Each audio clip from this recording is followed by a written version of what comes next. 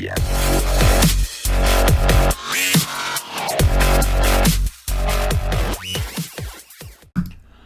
What up, nation? Welcome to another edition of the Wise Take MLB First Look. CK013 here. You can find me on Twitter at CK_013. We have ourselves a 7-game slate on this Monday night. First thoughts, just looking at the pitching overall, is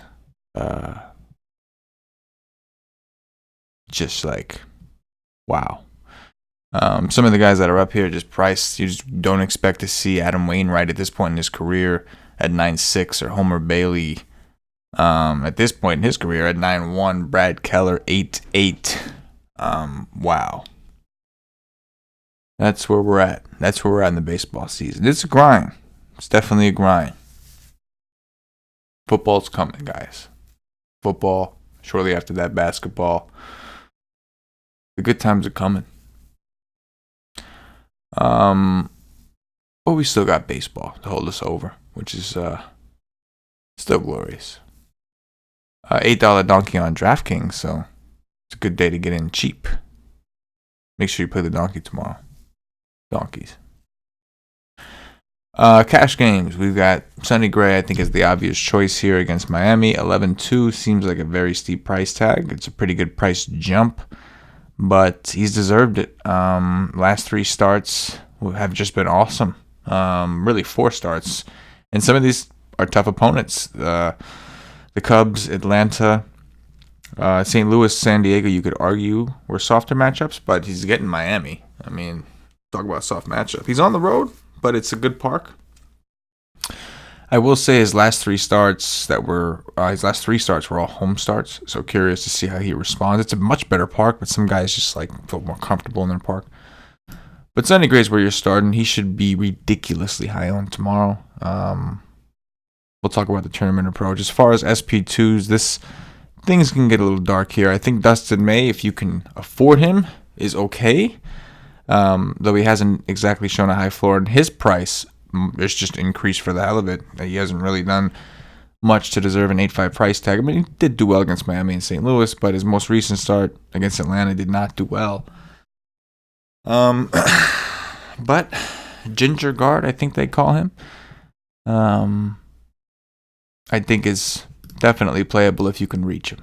Now, as you can see, 37, 87 is not a lot of money to work with. So if you are looking to go a little lower, I wish Pablo Lopez wasn't dealing with coming back from an injury, and this wasn't his first start.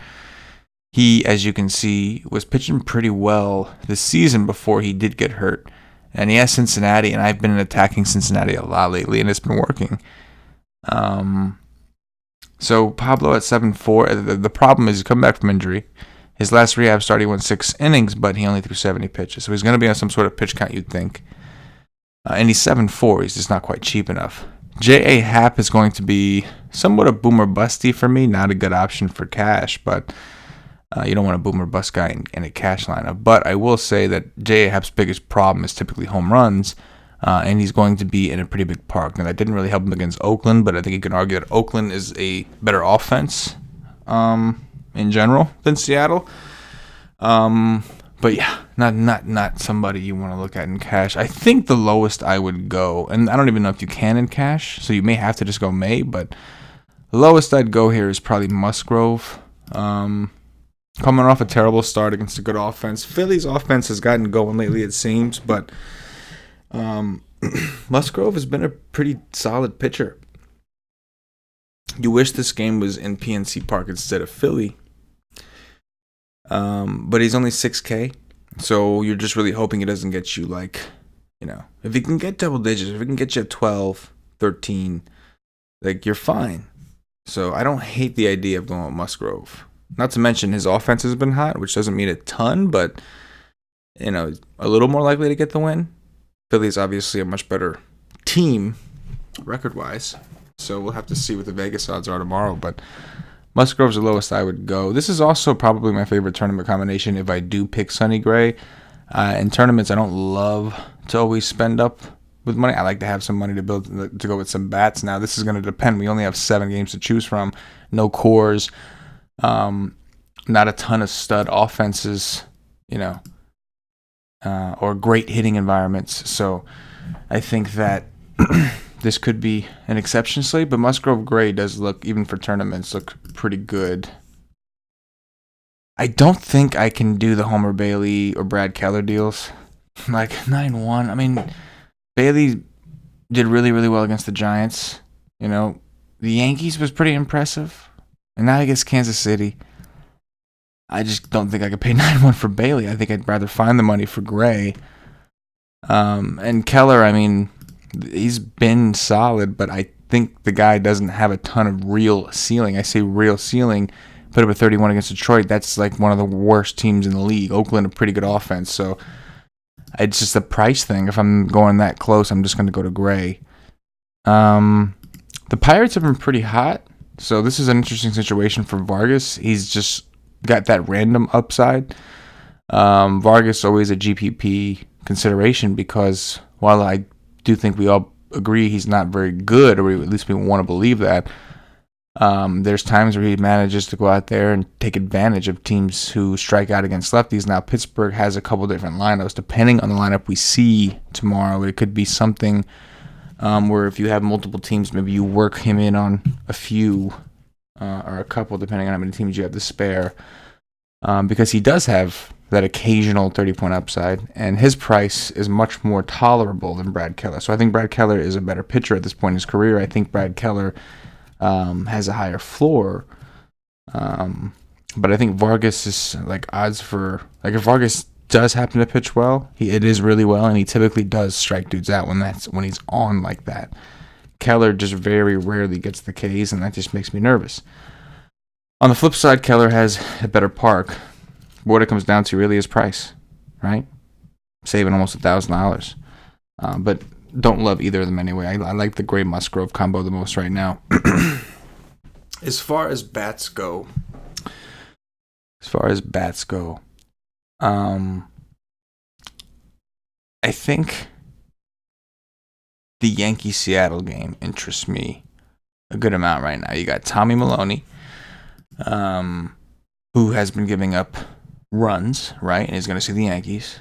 And the Yankees have been very boom or bust against lefties themselves as an offense. Last year, they were just lethal against lefties, especially at home. This year, they're getting healthier, so they should return to that form, but they haven't been all that great against lefties, and they've actually been somewhat vulnerable against the right lefty. Don't think Milone is that guy. Big park, but we're dealing with a lot of that on the slate. So I do think in general that, and the same thing with the Seattle squad. We talked about J.A. Happ, in a bigger ballpark and whatnot, but I mean, Tom Murphy for Seattle has been red hot. Now he's like 5-1, I think, so that's wild.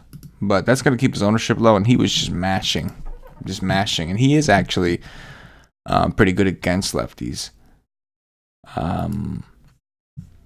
NOLA has been a lefty matcher as well. Austin Nola, $4,500 though, not a great price. It's kind of the issue. It's like they have a lot more lefties that you want rather than righties. But if the stat goes off, you should eventually see them anyway. But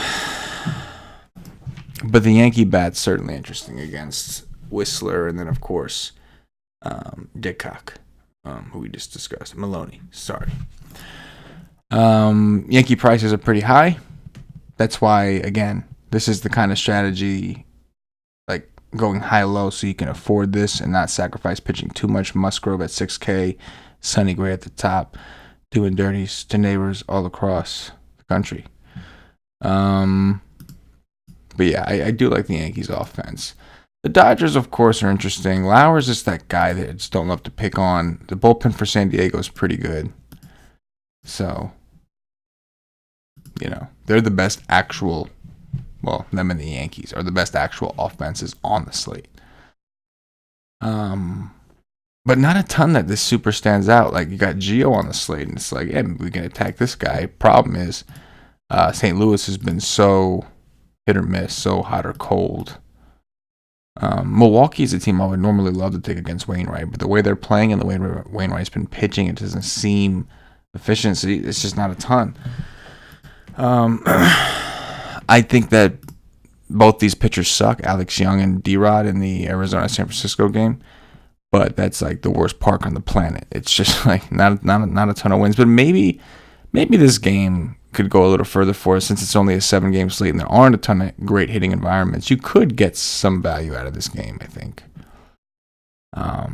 if guys do their part, but that's a stretch. We've seen big runs here. It's just rare. Interesting slate. Curious to see what we uncover tomorrow at the Wise Take Nation. Speaking of the Wise Take Nation, if you haven't checked us out at wisetake.com, make sure you do yourself a favor. Subscribe to this channel. Hit the thumbs up on this video and go check that out. We're going to do some top threes here in a minute. Before we get to those top threes, the day pass is $2.50 if you want to try the content out for one full day. You'll get access to all the MLB content. Only thing you don't get is a Slack chat. Slack chat is for monthly members or higher. I do recommend once you try the day pass and you see how we help you become a better DFS player, I do recommend you get a monthly membership or higher, whether it be season pass or one of the all sports packages. You'll save some money in the long run, and you also get into the Slack. I think that's pretty important, especially when you're trying to work on your game and perfect your craft. It's important to bounce it off of others, of all different experience levels, to kind of just, stay sharp, stay on your toes, always learn things, always contribute back to the community. So come check us out. NFL season pass is still up. Sale ends September 1st. We will be raising the price after that. Come kickoff, the price is going to be $149.99 for the NFL season pass. You can get it right now for $99.99 if you use promo code EarlyOwlNFL 2019. That is Early Owl NFL 2019, no spaces. Again, that offer expires September 1st. We might do one more sale before kickoff, like that last week, but it's gonna go up from $99.99. So make sure you do that ASAP. All right, top threes. So it's hard not to just cop out and put Sonny Gray as number one. It's not pretty. I don't know how much I actually trust May, and San Diego has been kind of like sneaky annoying since trading Franmil. They've been playing these lineups that don't strike out as much. But May's supposed to be pretty good. I guess Dustin May number two, just as a lack of having a strong number two. And then Musgrove. I went in order of price. Musgrove was probably my second favorite pitcher outside of Gray. But risky, but cheap. Like it. Top three stacks. New York Yankees for me.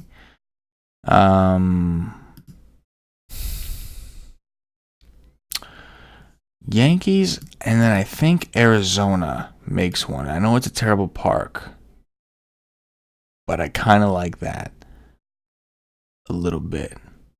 Kind of do. Yeah. We'll go Arizona. Number three, I mean, I kind of like Pittsburgh. I know we talked about Vargas before, and we said he was boom or bust. And the point I was making was that if I was going to pitch Kansas City guy, Brad Keller, I think I'd rather attempt this. Don't feel great about either of those guys. And Pittsburgh's actually been really hot, right? They've been really hot, and they're getting an awesome park boost here. I want some of the lefty matchers, but don't ignore the lefties because Philly's bullpen's awful against lefties. So if the stack does work, you should get plenty of bullpen, and you should be in a pretty good position. So Pittsburgh is probably my third favorite stack right now in that ballpark. So Dong Watch, who's hitting a home run. Let's go with Starling Marte. We'll take him. Let's go with who's strong enough to get it out of that park. Jake Lamb is 3,200. He's been horrible. Yeah, he has. He's been horrible. Walker's been a little better. But yeah, I think Walker. I'll take Walker from Arizona. And then I'm going to do the right thing and take a New York Yankee. Question is which Yankee? Do we go Gary the Goat against the lefty? Do we go Aaron Judge against the lefty? I think we go Aaron Judge. I think we do. He's been fucking hot, man. He's finally going. Aaron Judge, number 3. Let's go. Let's go. And that's going to do it. Appreciate it, guys. Make sure you subscribe. Hit the notifications bell so you're notified whenever we put out some more of this fire DFS content or anything else we do, because it's just dope. But appreciate y'all. Like the video if you could. It means a lot. Subscribe to the channel. And I'll catch y'all later. Good luck. Yes.